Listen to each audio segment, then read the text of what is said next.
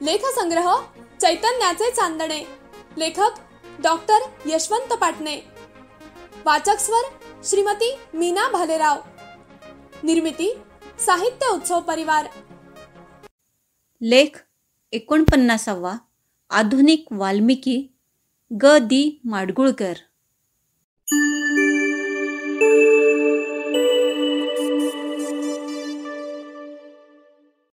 एखादा शिल्पकार जसा शिळेतून नयनरम्य मूर्तीला जन्म देतो, तसा साहित्यिकही शब्दातून भावरम्य मूर्ती घडवीत असतो. असे साहित्य शिल्प समाजाला देता देता तो साहित्यिकही सरस्वतीच्या मंदिरातील मूर्ती होऊन जातो. गदिमांच्या वाट्याला हे असे सद्भाग्य आले. गदिमा म्हटले की डोळ्यांसमोर येते स्वयंभू प्रतिभेतून साकार झालेले गीत रामायण. मराठी माणसाच्या मनातील ती मर्मबंधाची ठेव आहे. गदिमांचे शब्दब्रह्म, प्रसंगानुकूल भावाविष्कार अन सुधीर फडक्यांचा सुरेल स्वर यातून जन्माला आलेल्या गीत रामायणाने मराठी मनाला मोहिनी घातली. बाबासाहेब पुरंदरेंनी शिवरायाला घरोघर पोहोचवले, तर गदिमांनी रामरायाला देवघरापर्यंत नेले. बाबासाहेब शिवशाहीर झाले आणि गदिमा आधुनिक वाल्मिकी झाले. गदिमांचा जन्म 1 ऑक्टोबर 1918 या दिवशी शेटफळ गावी झाला. त्यांचे मूळ गाव माडगुळ. आपल्या साहित्य कर्तृत्वाने माडगुळकर बंधूंनी माडगुळला महाराष्ट्राच्या नकाशावर झळकवले. गदिमांच्या शिक्षणाचा प्रवास आटपाडी, कुंडल, औंध या गावातून पार पडला. गणित नावाचा भला मोठा डोंगर वाटेत आल्यामुळे तो प्रवास मॅट्रिकपाशी थबकला आणि नंतर इच्छा असूनही ओढाताणीच्या परिस्थितीमुळे त्यांना पदवीधर होता आले नाही. अर्थात प्रतिभेला पदवीची अट नसते. प्रतिभावंतांच्या मागून पदव्या धावत येतात. गदिमांच्या मागेही भारत सरकारची पद्मश्री आली. कथा, काव्य, नकलांनी व्यासपीठे गाजविणाऱ्या या हरहुन्नरी कलावंताने ग्रंथलेखन करून शारदेचे दालन समृद्ध केले. यवतमाळच्या अखिल भारतीय मराठी साहित्य संमेलनाचे अध्यक्षपद त्यांना लाभले. साहित्य संस्कृती मंडळाला त्यांच्या सदस्यत्वामुळे भारदस्तपणा आला. गदिमा महाराष्ट्र राज्य विधान परिषदेचेही सदस्य होते. पदे माणसाची उंची वाढवत असली तरीही पदाला उंची देणारी माणसे त्या पदांची खरी शान राखतात. आज राजकारणातील काही माणसांची पदे वजा केली तर त्यांचे अस्तित्व शून्य होऊन जाईल, हे वास्तव आहे. कलावंत हा मुळातच शून्यातून त्याचे भावविश्व उभे करीत असतो. त्यामुळे राजकीय पदाच्या बेरीज वजाबाकीत त्याला फारसे स्वारस्य नसते. आपल्या कलासमाधीत तो मग्न असतो. त्यातूनच त्यांच्या नावाला, गावाला वलय प्राप्त होते. गदिमांचे बंधू व्यंकटेश यांनी अभिमानाने सांगितले आहे, माझ्या भावाने महाराष्ट्राच्या सांस्कृतिक जीवनात मोठी भर तर घातलीच आहे, शिवाय एका पिढीचे भावजीवन त्याने समृद्ध केले आहे.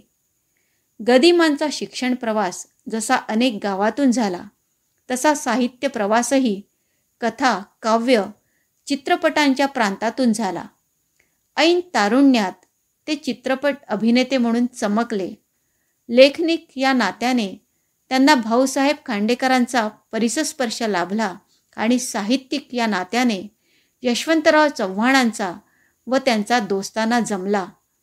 भक्त दामाजी, पहिला पाळणा, लाखाची गोष्ट, पेडगावचे शहाणे, जगाच्या पाठीवर, संथ वाहते कृष्णामाई असे एका वरचढ एक चित्रपट गदिमांच्या लेखणीतूनच रुपेरी पडद्यावर अवतरले.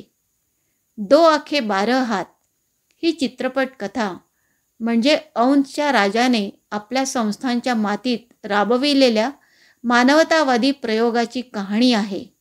2 आखे बरोबरच गुंज उठी शहनाईने गदिमांचे नाव हिंदी चित्रपटसृष्टीत झंकारले. मन मंत्रमुग्ध करणाऱ्या गदिमांच्या चित्रपट गीतांना चैत्रबन नावाच्या ग्रंथात अक्षरबद्ध करण्यात आले. गीत गोपाल, गीत सौभद्र इत्यादी काव्यसंग्रह, कृष्णाची करंगळी, चंदनी उद्बत्ती इत्यादी कथासंग्रह, आकाशाची फळे ही कादंबरी, हे सारे गदिमांचे ग्रंथवैभव आहे. खरं तर ही चित्रमय नादमय भाषाशैलीतील संस्कारघन अक्षरशिल्पे आहेत. मंतरलेले दिवस आणि वाटेवरच्या सावल्या या आत्मकथनातून त्यांनी आपल्या अनुभव आठवणींची मैफल रंगवली आहे. मंतरलेले दिवसमधील गदिमांचा स्वातंत्र्य लढ्यातील सहभाग त्यांच्यातील राष्ट्रीय अस्मितेची ओळख करून देतो. देशार्थ जगेन, देशार्थ मरेन, देशार्थ करीन सर्वदान या प्रतिज्ञेने पेटून उठलेले गदिमा प्रथम बालवीरांचे गुरुजी झाले. कुंडलच्या शिवालयाला त्यांनी जवाहिराश्रम नाव दिले. व्यायामशाळा व रात्रीचे प्रौढवर्ग सुरू केले. गावाने त्यांना अवलिया ठरवले तर आजारी आईने कुल कलंक म्हटले. पोटापाण्यासाठी त्यांनी मेळ्याची गाणी लिहिली. त्यांचे पोवाडे शाहीर निकमांनी गायले. बाभ बोरकरांनी याच पोवाड्यांना दाद म्हणून शाहिरांना आपल्या बोटातील सोन्याची अंगठी भेट दिली. गदिमांचा माडगुळवर मोठा जीव. महारवाड्यातील तक्का नावाच्या इमारतीत त्यांची भजने रंगली. काय देवाची सांगू मात, झाला महार पंढरीनाथ अशा गाण्यांचा जन्म झाला. गदिमांचे वक्तृत्वही माडगुळच्या कडुनिंबाखाली मोहरले. माझं गाव गोकुळासारखं नाही, तिथे दुःख हेवेदावे आहेत, तरी मी स्वतःला गावाचं लेकरू म्हणवतो. दुःख कष्टातूनही जीवनानंद वेचण्याची वृत्ती मला गावच्या मातीने दिली. माझा पिंड, माझे लेखन गावाच्या संस्काराने घडले आहे. स्वतः इतकाच मला माझ्या गावाचा अभिमान आहे, असा ग्रामगौरव गदिमांच्या लेखणीतून साकारला आहे. आई हे माडगुळकर बंधूंचे दैवत. तिने गदिमांचे कर्तृत्व पाहिले आणि काळीत चिरणारा त्यांचा मृत्यूही पाहिला. करुणाष्टकमध्ये व्यंकटेश माडगुळकरांनी याचे हृदयस्पर्शी वर्णन केले आहे. भूकंपाने टोलेजंग इमारत हादरावी तसे खोकल्याने गदिमांचे बलाढ्य शरीर हादरायचे. आईच्या छातीत धस्स व्हायचे. डॉक्टरांनी शेवटी निदान केले ते कॅन्सरचे. ऑपरेशन करून लंगचा काही भाग कापला गेला. गदिमा हळूहळू सावरले. त्यात एक दिलासा देणारी गोष्ट म्हणजे माडगुळकरांच्या आईला आदर्श माता पुरस्कार जाहीर झाला. गदिमांची आई लोकमाता होती. जात धर्म पंथ न पाहता गोरगरिबांना ती मायेची सावली देत होती. प्रतिभेचा व परोपकाराचा वारसा तिने आपल्या लेकरांना दिला. तिची सारी लेकरे आईच्या सत्कार समारंभाला आली. गदिमा मागाहून येणार होते. सभागृह गर्दीने ओसंडले होते. एवढ्यात व्यासपीठावर कोणीतरी माडगुळकरांच्या आईजवळ गेले. कानाला लागले.